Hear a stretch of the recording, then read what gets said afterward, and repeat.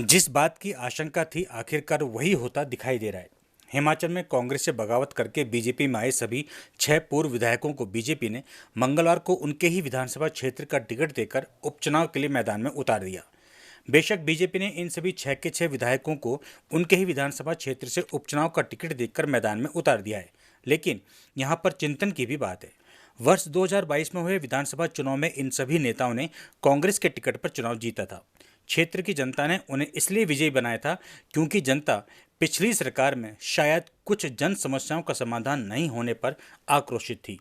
यदि उन्हें बीजेपी की प्रत्याशी को ही चुनाव जिताना था तो फिर इन्हें क्यों अपना कीमती वोट देती। खैर, अब देखना ये होगा कि इन उपचुनाव में जनता किसे जीत का सेहरा बांधती है। बीजेपी ने सुधीर शर्मा को धर्मशाला, रवि ठाकुर को लाहौल स्पीति, राजेंद्र राणा को सुजानपुर, इंद्रदत्त लखनपाल को बड़सर, चैतन्य शर्मा को गगरेट और देवेंद्र कुमार भुट्टो को कुटलैहड़ से टिकट दिया है।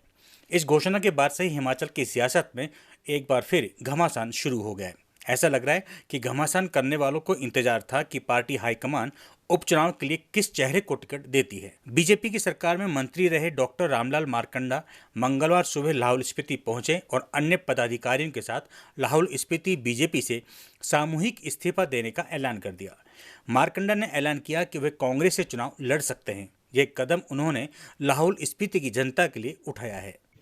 मैं चुनाव लड़ूंगा, चुनाव लड़ने का ऐलान कर रहा हूँ।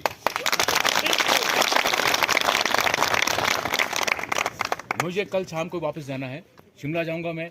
हो सकता है मैं कांग्रेस से लड़ूं।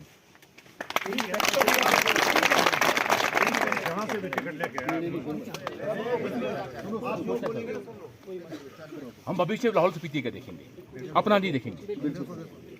हमें लाहौल स्पीति भविष्य चाहिए। बीजेपी में शामिल हुए राजेंद्र राणा को उपचुनाव के लिए प्रत्याशी घोषित करते ही सुजानपुर से बीजेपी के उम्मीदवार रहे कैप्टन रणजीत सिंह राणा ने चुनाव लड़ने का ऐलान कर दिया। कैप्टन रणजीत सिंह राणा वर्ष 2022 में हुए विधानसभा चुनाव में महज 399 मतों से हार गए थे। रणजीत राणा को पूर्व सीएम प्रेम कुमार धूमल का भी नजदीकी माना जाता है। वहीं कांग्रेस के बागियों के घर में उठापटक का सिलसिला अभी भी जारी है।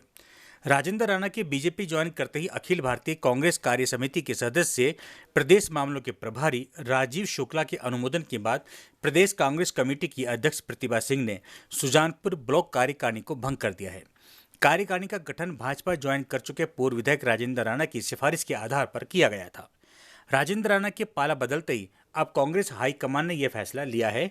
अब जिला हमीरपुर के सुजानपुर ब्लॉक में राजेंद्र वर्मा को नया कार्यकारी अध्यक्ष नियुक्त किया गया है। इस पूरे मामले में पूर्व सीएम जयराम ठाकुर का कहना है कि जब पार्टी हाईकमान की ओर से इस तरह के निर्णय लिए जाते हैं तब पदाधिकारी और कार्यकर्ताओं द्वारा इस तरह के कदम उठाना भावुकता में आकर लिया गया निर्णय होता है।